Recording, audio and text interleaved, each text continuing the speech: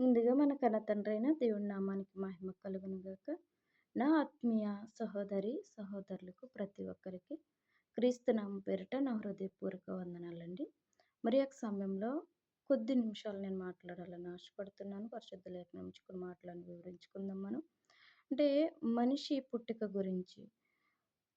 తాను పుట్టిక యొక్క ఆహ్, పుట్టిక వెనకాల ఉన్న పరమాత్మము తెలుసుకోకుండా బ్రతుకుతున్నాడండి.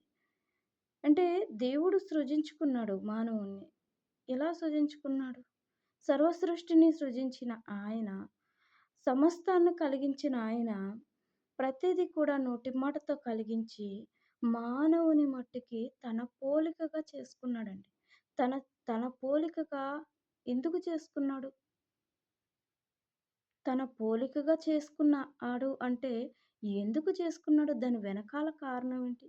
అంటే పుట్టిన మనిషి ఏదేదో సాధించాలని పరుగులు తీస్తుంటే, ఆ పరుగులు తీసిన తర్వాత ఒక 60, 70 సంవత్సరాలు జీవిత కాలంలో బ్రతికి మరణించాలనా? ఆలోచిద్దాం మనం కూడా. అంటే మనిషి బ్రతుకుతున్న బ్రతుకు 60, 70 సంవత్సరాలు తను ఏదో విజయాలు పొందుకోవాలని, మరి దేనిపైనో మరి పట్టు సాధించాలని ఎంతగానో కష్టపడుతున్నాడు. తన విజయాన్ని కొరకు, తన పేరు కొరకు, తన ప్రతిష్ట కొరకు, తన గౌరవం కొరకు. ఇదంతా తన కొరకు చేసుకుంటున్నాడండి. అంటే దేవుడు నీ ఇష్టం వచ్చినట్టు నువ్వు బ్రతుకు. బ్రతకడానికి నేను పంపించానని చెప్తున్నాడా? దాని వెనకాల దేవుని సంకల్పం, దేవుని ఇష్టం ఏమీ లేదా? అసలు మానవుడు ఎలా పుట్టాడండి? ఎలా పుట్టాడు? ఆదికాండము 1 అధ్యాయము 27 వచనంలో మనం చూస్తే, దేవుడు తన స్వరూపమందు నరుని సృజించెను. దేవుని స్వరూపమందు వాని చేసెను. స్త్రీనిగాను, పురుషునిగాను అని సృజించెను. సృజించుకున్నాడు. సర్వ సృష్టిని చేసుకున్న ఆయన మానవుణ్ణి కూడా సృజించుకున్నాడండి. సర్వ సృష్టి ఎలా కలిగింది? ఎలా కలిగిందంటే మాటివ్వగా కలిగింది. అది ఎవరి కొరకు? మన కొరకు. మనం జీవించడానికి. అంటే ప్రకృతి మొత్తము కూడా మన కొరకు. మరి మనం ఎవరి కొరకు? మనం ఎవరి కొరకండి? ప్రకృతిని కలిగించిన ఆయన, ప్రకృతి కలిగించిన తర్వాత ఏ ప్రకృతిలో దేనికి కూడా నా పోలిక అని చెప్పుకోలేదండి. నా పోలికగా చేసుకోవాలి అనుకోలేదాయన. మనిషిని మట్టికి, మానవాన్ని మట్టికి తన పోలికగా చేసుకున్నాడు. తనకు ఇష్టమొచ్చినట్టు చేసుకున్నాడు. తను గుణగణాలతో బ్రతకాలని చేసుకున్నాడు. కదండీ! మరి దీని వెనకాల దేవుని యొక్క సంకల్పము, దేవుని యొక్క ఇష్టము, దేవుని యొక్క చిత్తమేమి లేదా? ఖచ్చితంగా ఉందండి. ఉంది. మానవుని పుట్టిక వెనకాల దేవుని యొక్క సంకల్పం అనేది ఉంది. అదేంటో మనం చూసినట్లయితే ఎఫెసీయులకు రాసిన పత్రిక 1 అధ్యాయము 4, 5, 6 వచనాలు.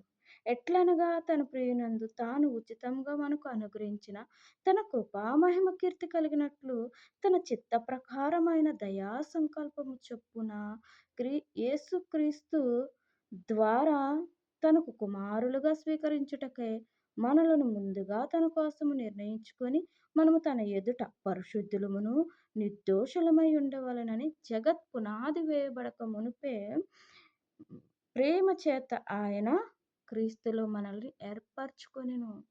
క్రీస్తులో మనల్ని ఏర్పరచుకున్నాడండి. ఎప్పుడండి? జగత్ పునాది వేయబడక మునుపే, సృష్టి కలగక మునుపే ఆయన మన కొరకు ఆలోచించాడు. మనల్ని ఏర్పరచుకున్నాడు. ఏ విధంగా ఉండాలని? ఎందుకు పుట్టించుకున్నాడండి? తన పోలికగా ఎందుకు చేసుకున్నాడు అంటే చూడండి. ఎట్లనగా తన ప్రియునియందు తాను ఉచితముగా మనకు అనుగ్రహించిన తన కృపా మహిమకు కీర్తి కలగాలని. తన కృపకు, మహిమకు కీర్తి కలగాలని, తనకు పేరు తేవాలని, తన గురించి గొప్పగా చెప్పుకోవాలని. మనిషి పుట్టిక వెనకాల దేవుని యొక్క చిత్తము ఏంటంటే, భూమి మీదొచ్చిన నా బిడ్డ నన్ను ప్రచురపరచాలి. నా గురించి ప్రకటించాలి. నా గురించి చెప్పాలి, తెలియపరచాలి.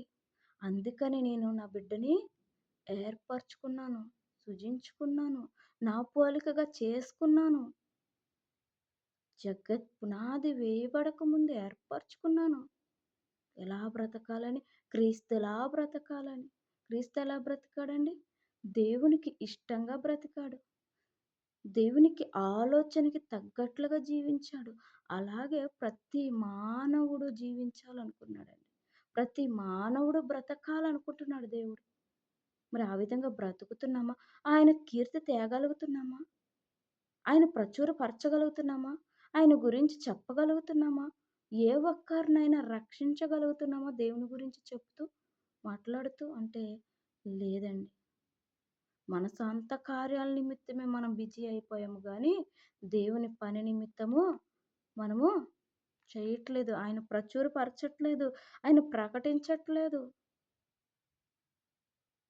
అసల నా పుట్టిక వెనకాల దేవుని పని ఉంది. దేవున్ని ప్రచురపరచాలి. దేవుడిని ప్రకటించాలి అన్న విషయమే తెలీదండి మానవునికి. బ్రతుకుతున్నామంతే.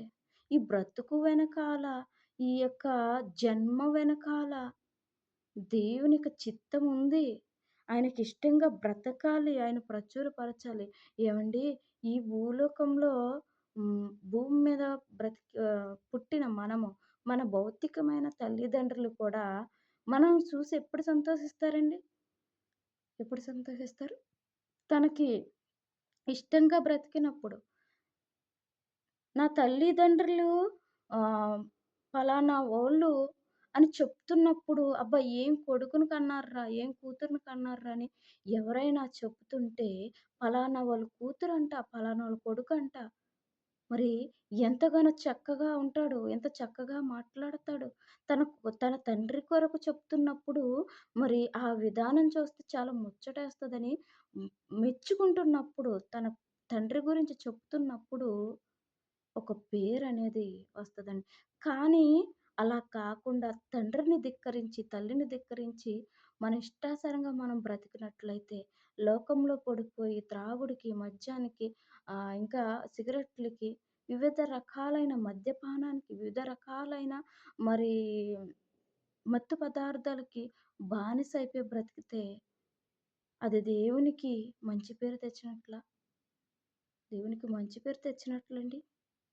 అది మా తండ్రికి మనము గొప్ప పేరు తెచ్చినట్లా? లేదండి. అవమానకరం. అవమానకరమైన బ్రతుకు బ్రతుకుతున్నాం. తండ్రే లేడని బ్రతుకుతున్నామండి మనం. కానీ మనల్ని పుట్టించుకున్న మన పరలోకపు తండ్రి తనకు మహిమ కీర్తి తేవాలని, తన గురించి ప్రచురపరచాలని, తన గురించి గొప్పగా తెలియపరచాలని ఆశపడుతున్నాడండి. తన పని చెయ్యాలని ఇష్టపడుతున్నాడండి. ఆ విధంగా బ్రతకాలండి మనం. ఆ విధంగా బ్రతికి చూపించాలి. ఆ విధంగా ఉండాలని ఆశపడుతున్నాడు. మరి ఇక నుంచైనా మనం ఎలా ఉండాలి? దేవునికి మహిమకరంగా జీవించాలండి.